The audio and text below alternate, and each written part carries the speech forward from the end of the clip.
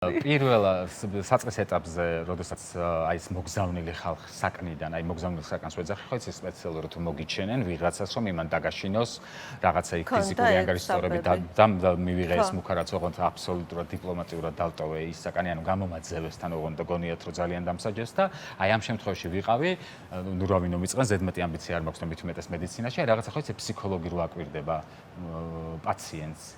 აი ვაკვირდებოდი როგორც პაციენტებს თან ზუსტად ვიცოდი ვინ იჯდა, რატო იჯდა, დილიდან საღამომდე პუტინზე ლოცულობდნენ და ეხა მინიმუმ სულ რო არაფერი არ ვიცოდე და წიგნი არ მქონდეს გადაშლილი, საკუთარი დიდი ბებია სოხუმის დაცემის დღეს, აღების დღეს გარდაიცვალა. მინიმუმ ეს ვიცი ოღონდ კარგად, ანუ ჩემი ოჯახის ისტორია რო აღარ დავიწყო და გავაგრძელო, რამდენი ადამიანი უგზო-უკლოდ დაკარგულად ითვლება დღემდე და ასეთი ისტორიები ცავსია საქართველოში მცხოვრები ყველა ოჯახი. ყოველი მეორე კი არა, აი ყველა ოჯახი, იმიტომ რომ მინიმუმ ერთი ადამიანი ყველა არის რუსული აგრესიის და აი ამ რაღაცა ტირანული ვნებების მსხვერპლი.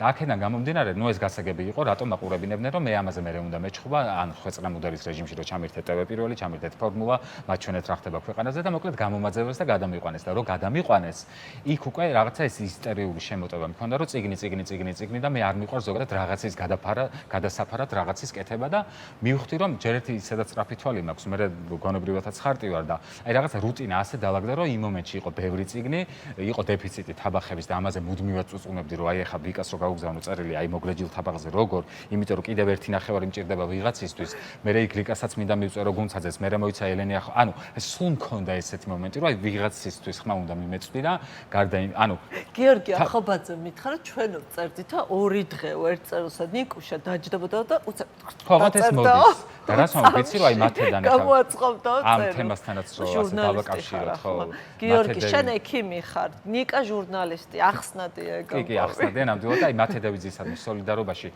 ჩავერთეთ ყველა, როგორც პირისპირ, მაშინ როცა მე აქციებზე ვიყავი და აი როგორ გითხრა, დისტანციურად ჩდება სოლიდარობის იმხელა განცდა, აი მაგალითად თებერვლის აქციის დროს, აი მე მქონდა ეგეთ ფორმულირება ერთ-ერთ წერილში, ანუ ქართველ დედებს, ადამიანები, რომლებიც თავს მორწმუნეებად თუ რაღაცა დასახებენ, ანუ დედები აგინეს და ეს გატრენდეს, რომ ეს ჩვეულებრივი ამბავია და აი როგორ შეიძლება ჩართო ტელევიზორი, უყურო იმ პირველი კადრი, აი რომელიც მახსენდება სასამართლო ეზოდან, როცა ადამიანებს მაინც ჰქონდა ის ბოლო 0.1% იმედი, რომ ირაკლი ქერაშვილის დედა შეუშვებდნენ დარბაზში.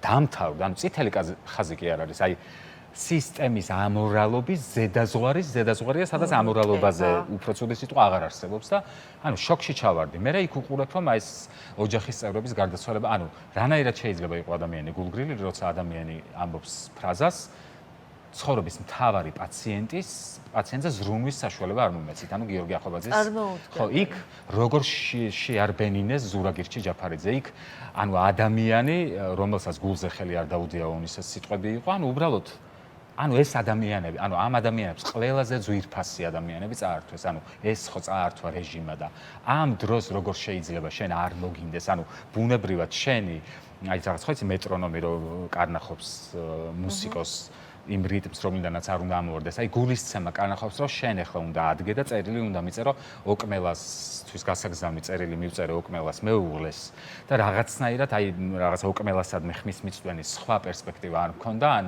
ჩემი ოჯახის წევრისთვის ბოლოს ესე მოხდა ლაშას გზით მე ალბათ თამთას მიაწვიდა და აი სულ მინდა რომ ამ ადამიანებთან რაღაცა ეს უხილავი ძაფები გავაბა და ეს ხდება იმდენად, აი როგორც სულ თქვა ყოველდღიურ რეჟიმში უნდა ვიცი რომ უნდა მოვუარო თავს იქ რაღაცა დღის რუტინა ამის რუტინა და ასე და ასე შემდეგ.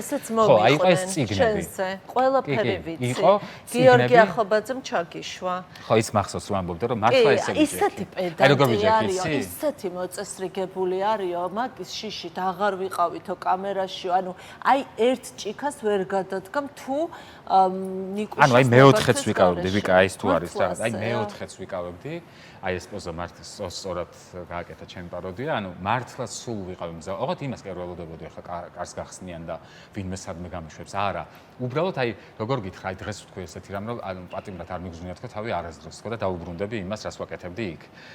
სულ ვიცოდი რომ რაღაც არსებობს. ოღონდ ეს რაღაც არის, აი როგორ ვთქვა, უდიდესი ძალაც, უდიდესი ენერგიაც, ოღონდ რწმენა საკუთარი თავისაც და ანუ პრინციპი, რომ რას ქვია ვის უთმობ.